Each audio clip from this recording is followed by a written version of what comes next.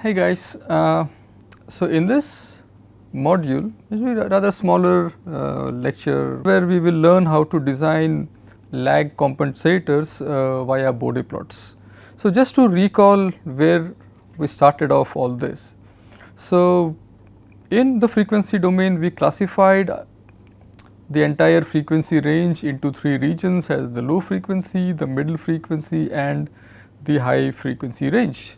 And what we observed was, or what we even desire, that the gain in region 1 should be as high as possible so as to achieve low steady state errors.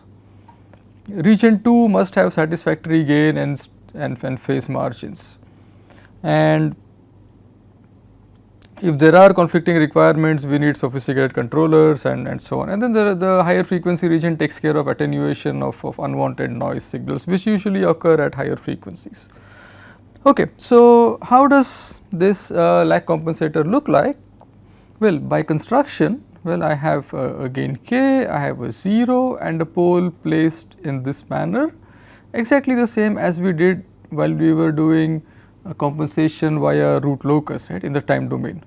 The value of beta is chosen such that it is greater than 1, which means that the 0 is to the right of the pole, again as we did in root locus. Now in the frequency domain, I can write down the sinusoidal transfer function in the following form. So I just rearrange these betas and write the sinusoidal transfer function. So I have beta times k 1 plus j omega t, and similarly the denominator with a beta, and I call this this number k prime to be beta times k, and then these terms remain. As usual, beta is greater than 1 and k prime is beta k. So the compensator, now I split into two terms. One is purely to do with the gain k prime here, and then gc prime, where gc prime is just this transfer function without this gain k, which we already accounted for over here. So what is important to note is that this k prime also contains this design parameter beta. However, when we design, it will not really be explicitly mentioned, but we need to keep in mind that we need to design k prime in such a way that it also accounts for beta. So this k and this k prime are different in such a way that they are related via beta. So some books may say that once they end up computing the controller, they say divide the original gain k by k prime by beta and so on. But once we just do it in these steps, we will avoid that complication, right? I just design k prime and I say, and then the compensator, the dynamic part of it will just be this one. So we'll really eliminate again dividing or multiplying by certain number. So in our process, we first design the gain k prime and then we go towards designing this compensator with the dynamics part. Okay, so how does it look like when I do the Bode plot? So for a typical value, say beta equal to 10, my Bode plot looks something like this. So I am not really accounting for the gain here, right? I am just looking at this part, and therefore my magnitude starts from the 0 dB line and then it goes down and just stabilizes. Similarly with the phase lag. Yes, this is essentially why it is actually called a lag compensator. So the first observations here is that it is a low pass filter. Right? See, the gain is 1 or 0 dB for low frequencies, and then it keeps attenuating the higher frequencies. Okay, so first it's a low pass filter because it provides attenuation at high frequencies, and we will see how this actually results in providing a sufficient phase margin. And as we see here, this phase lag characteristic is of little consequence, as the pole and 0 are close to each other, and then even if you look at in the root locus design, in the lag compensator, we wanted the angle contribution of the lag compensator to be very small, and therefore we said that while designing, I should make sure that the angle contribution of the lag compensator is less than 5 degrees. Okay, many textbooks say it is of no consequence, but that is not completely true, and we will see why that is important. And I will also tell you why I use this word little. It has some effect, but a small effect. Okay, now I will teach you this thing with the help of an example so that the steps are clear, right? So if I just write down the steps and then do the example later, it may not really match, but we will motivate ourselves and learn the procedure with the help of an example. Okay, so I am given this open loop transfer function, and my closed loop design specifications are: the phase margin should be 40 degrees, the gain margin should be 10 dB, together with a steady state specification of 5. Okay, so I just look at what the plant by itself means. Well, it has a gain margin of 32.6 degrees and the gain margin of 9. So gain margin is fairly okay. Phase margin is a little out of what I want is 32.6, and what I want is 40. KV is really bad. I am having 1, but I want to change it to 5. So the first step while we design in frequency domain is to adjust the gain. So let us again look at the standard structure of the compensator, of the lag compensator in this case, where GC J omega, I separate that into the gain part and then the dynamics part. So first is to adjust the gain K prime to meet the steady state requirements. Now how does the steady state error change with lag compensation? Well, I look at KV is, so this is my formula to find out KV, and this KV is K prime with this K prime here times S times GS, and this K prime is K times beta. Okay, so this is actually K times beta. So now while I do this thing, so what I find is that limit S tends to 0 GC prime of S is 1 because of this construction. I put 0 0 here, and what I am left with is 1. So on the left hand side I have KV. Now this guy is K prime, limit S tends to 0 S times GS. Now this is, what is this? Limit S going to 0 S times GS is the KV of the uncompensated system. Let me just call this UC. Okay, so this is KV of the uncompensated system in general. Now here it turns out that this is 1, okay, and the desired KV is 5, and therefore K prime, which is the ratio of the desired KV to the original KV, turns out to be 5. Okay. Now again let's see through the construction also, right. So this is my compensator design here, GC K, and then the K also includes this beta. So this is K prime and so on. Now when we do the design later, I'll tell you what is exactly the relation between K prime, because we are actually not yet calculating the value of beta, but we are only calculating the value of K prime, which is actually beta times K. Okay. So here what I have is, this is the KV desired over KV of the uncompensated system is K prime, and this is 5, and this 5 is actually equal to the K times beta. Okay. Now with this K prime, well, I just plot the Bode again, and I see that something strange has happened.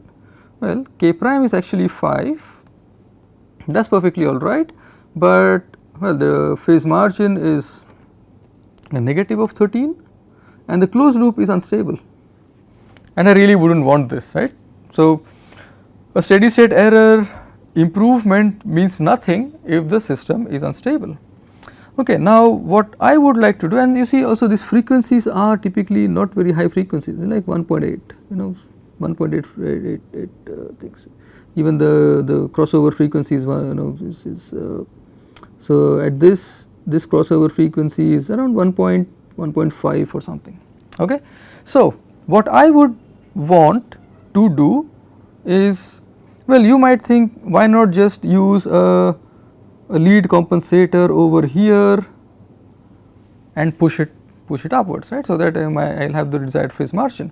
Well, first is this frequency ranges which we are talking about are very low frequency ranges, and therefore this kind of thing may not necessarily work.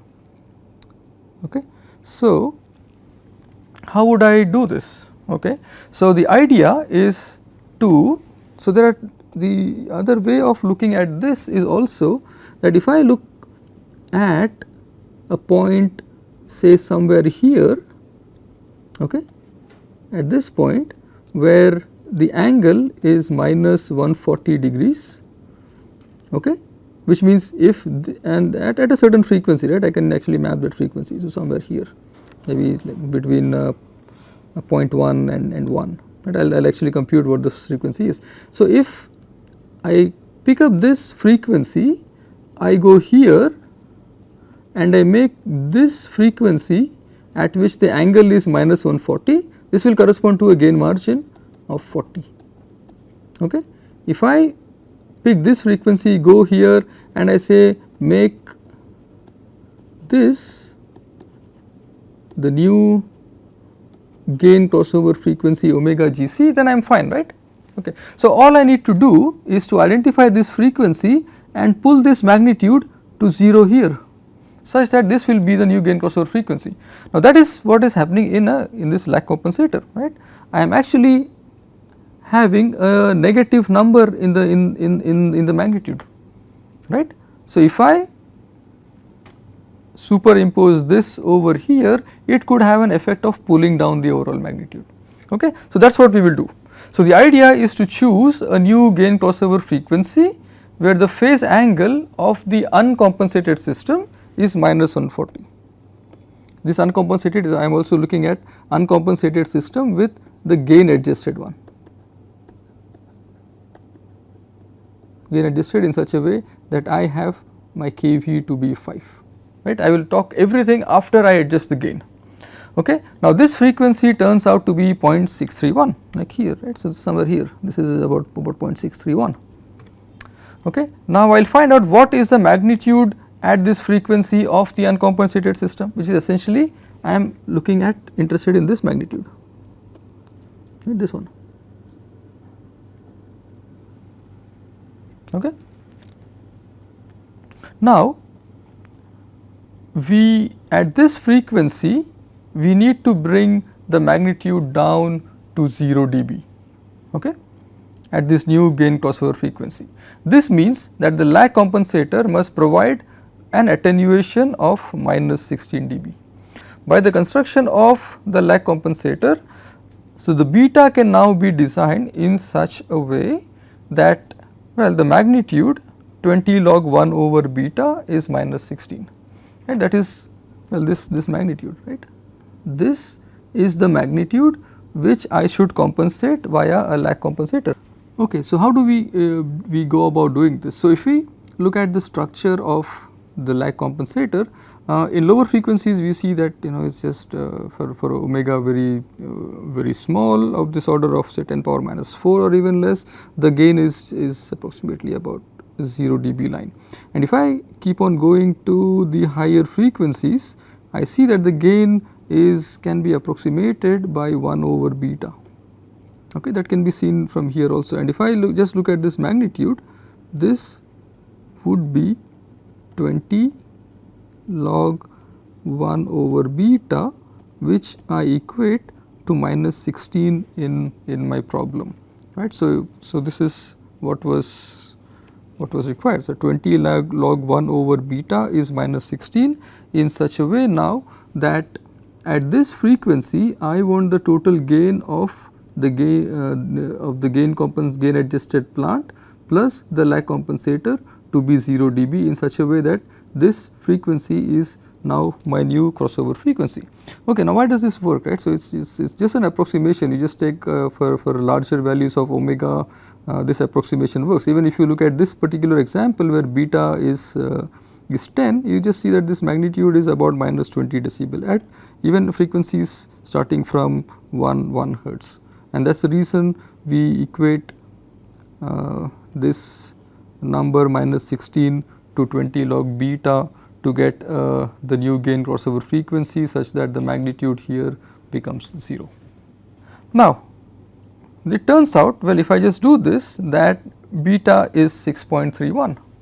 Okay. Now if I choose the first corner frequency to be 0.1 radians per second or t equal to 10. So if I look at the construction, what are my unknowns? Unknown is the beta and unknown is the t.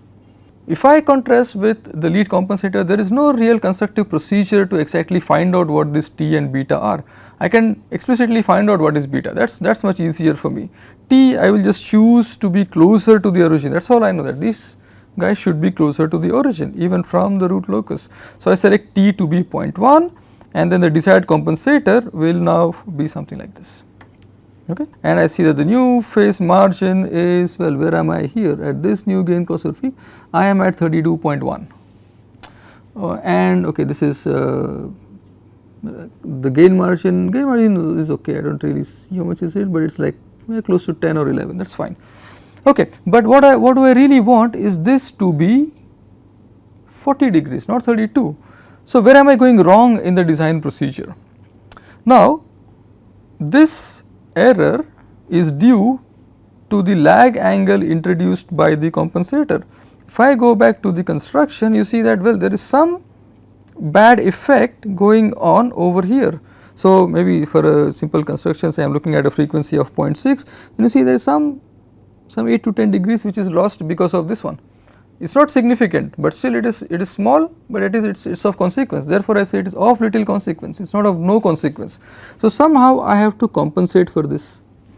So in order to compensate for this, what I do is to add an angle 5 to 12 degrees to the phase margin based on some trial and error, in such a way that I don't really look at this number now, but I aim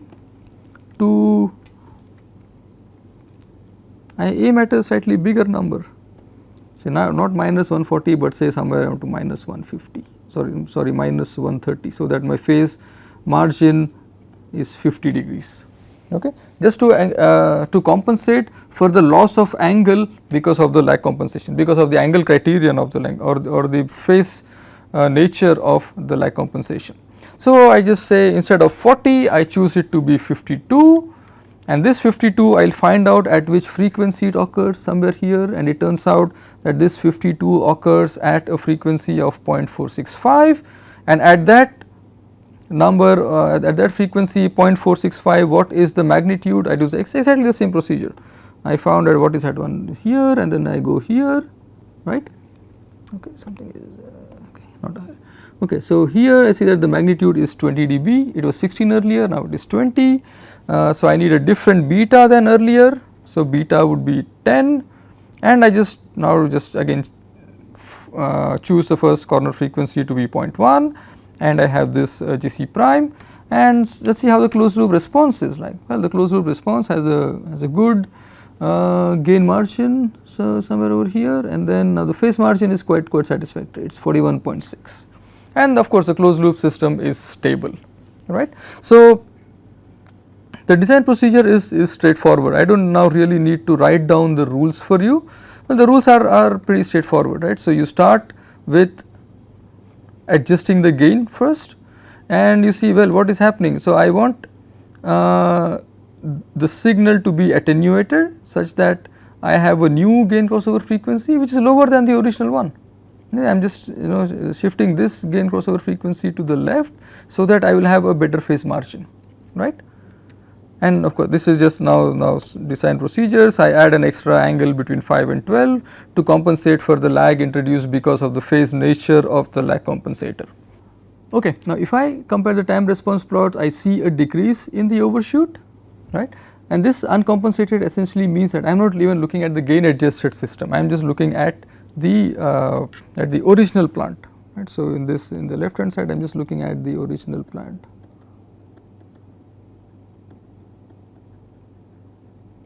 Right.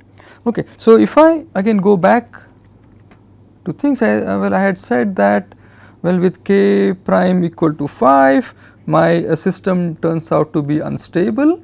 So here Let me look at the root locus plots. Well, what happens with the root locus plots? If I look at the uncompensated system, like this now is the gain adjusted system. So these colors here and these colors here are they have no relation. These are just two different plots. So if I look at the blue plot, which is the gain adjusted system at a gain of 5, this is what we found out, right, that k prime was equal to 5. I see that my root locus shifts to the right, and therefore my system is unstable. Now I introduce a lag compensator, and with the same gain I am now here, right.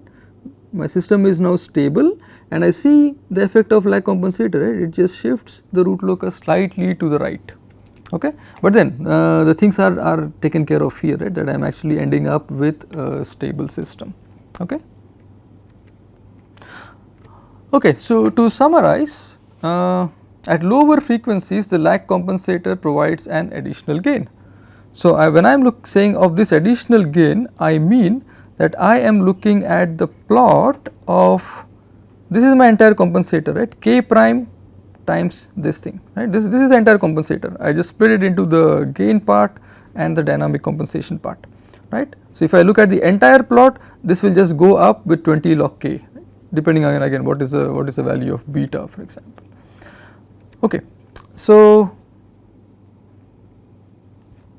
this is how it goes, and at higher frequencies it has a smaller gain, and therefore the lag compensator acts like a low pass filter, right, in such a way that it reduces the gain at the high frequency range and improving the phase margin, right. That is what the example also told us. Okay, and the ratio Z by P is chosen to meet the steady state specifications, right. So again the steady state specifications were through this gain, and you see that this gain was equal to k times beta.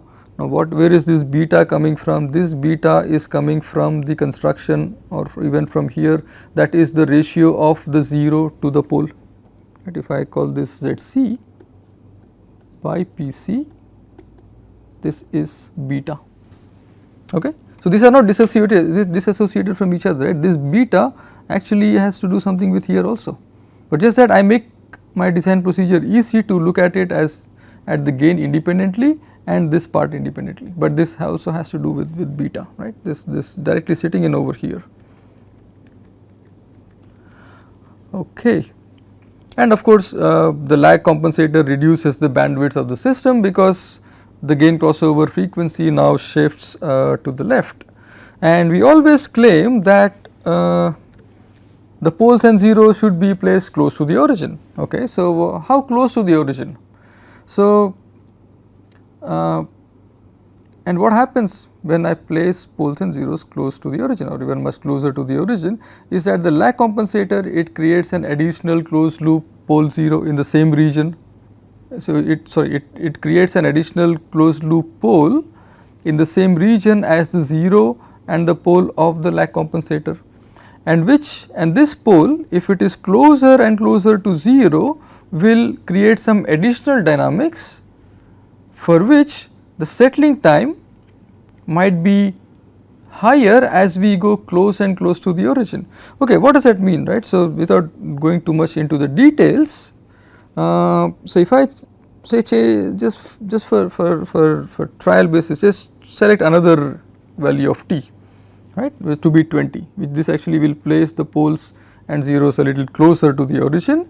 In that case, well, I think my gain margin and phase margin are good, but now look at this, right. So if I am away from the origin, I see that here I am settling down a little faster, right. So this is what I had with earlier with t equal to 10, right, and I call this away from the origin, so relatively away, and this plot is for t equal to 20, and you see that the settling time is actually higher. If you just zoom in here, you could actually see, right, a bit of difference in the settling time, and that is due to the additional pole which is created because of the lag compensation. You could just check for the closed loop poles in MATLAB, and that will actually give you the exact locations of the poles. That's not really important. What is important is to just understand this phenomenon. How close do we go to the origin? Now, closer to the origin also means that I am actually looking at a PI kind of controller, right? So, this lag is an approximation of a PI controller, and one drawback of this PI controller was that it could lead to instability, as we have seen, right, in module number 7 and even in 8, that this could actually lead to a closed loop unstable system. So, these are the things which we need to be careful of. Apart from that, the process is very simple. So, next lecture what we will see is to design lead lag compensators, and this is a little philosophically different than when we do in the root locus or in the time domain, where an obvious interpretation was, if I were to improve the steady state performance, I design a lag compensator. If I were to improve the transient performance, I go to a lead. If my specifications are a combination of both, then I directly go for a lead lag compensator. Over here, it's a little different because we have additional things introduced into the system like the bandwidth, and we'll see how we make use of lead and lag compensators to achieve little more objectives than what we had in the time domain, and see if it is straightforward or what are the steps involved in that. Thank you.